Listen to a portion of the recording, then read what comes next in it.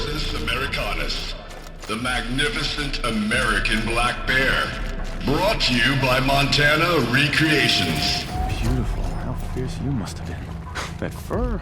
You never even felt the cold, did you? If he hadn't preserved you, would anyone even know you disappeared? I hate to interrupt. Oh, Yes. Hello, an outlander at the Shrine of Forgotten Beasts. Welcome. I'm Enjuk. Aloy. The Shrine of... what? When the old world still breathed, a great man built a tiny totem to this beast and stored the visage inside. When the totem is placed on the pedestal, the animal is painted onto the empty air, and the beast lives again. Well, almost. There are 7 pedestals. Where are the other 6 figurines? I found this one in the wilds. Remembered the indentations in the pedestals here, and saw how they matched the base of the totem. But as you say, it's one of 7, isn't it? The great Montana Recreations must have made more, but time has scattered them.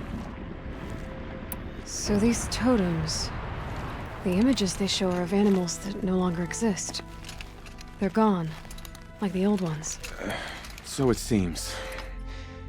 To think such magnificent creatures are lost to us, that we never even knew they were here. We rely as much on beasts as we do on machines. For food, for warmth, but do we study them with the same fervor? Yeah, I do. For example, I have this theory about foxes.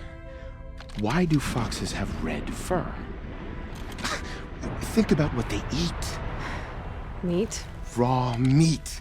Bloody meat. See? Natural causation. Logical connections.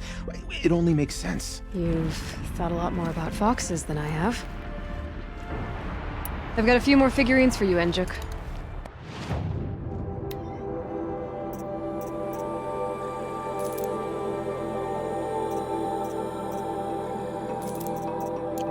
Oh, this is welcome news. I've arranged them on their pedestals. They already make for a dramatic scene, if I do say. You said a great man made these figurines? Indeed. He was, I believe, a student of the natural world. Like me, but surpassing my abilities 1,000 times over. The great Montana Recreations. Perhaps the finest natural scholar the old world ever produced. His voice claims responsibility for the totems, the vessels for the knowledge he accumulated. I share his desire to understand the beasts, to catalog their behaviors and preserve their images. I like to flatter myself that I'm an apprentice of sorts, carrying on his work. Someday, perhaps, if I am persistent, I can earn his name. Enjuk Recreations. I should get going. Of course, of course. I've taken up so much of your time already.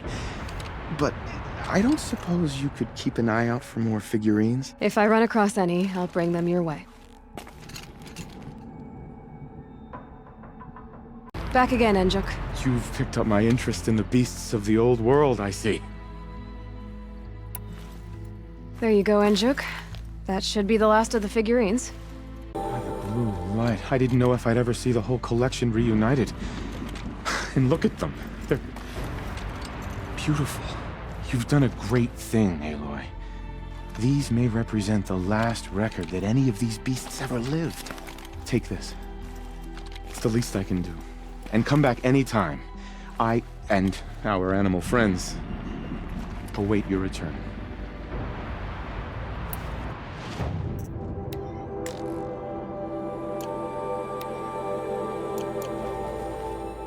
That's all for now. Until next time, then.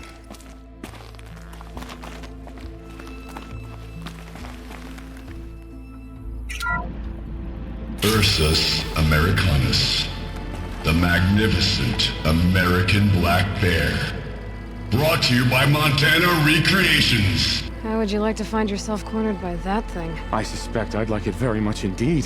What a beautiful beast you were!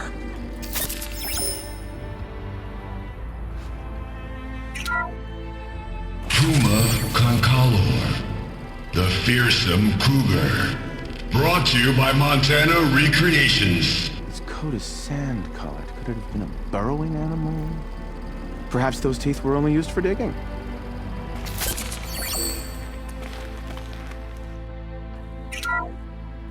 Bison, bison, bison.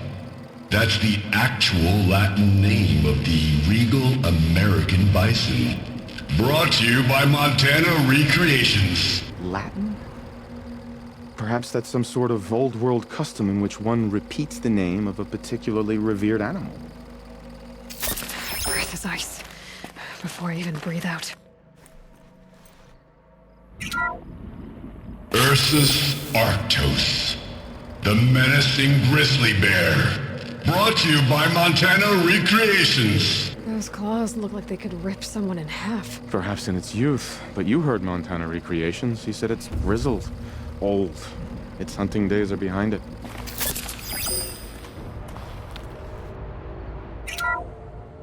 Odocoius virginianus, the majestic mule deer. Brought to you by Montana Recreations. Not built like a predator, but perhaps it needed those horns to take down its prey in the absence of sharp fangs.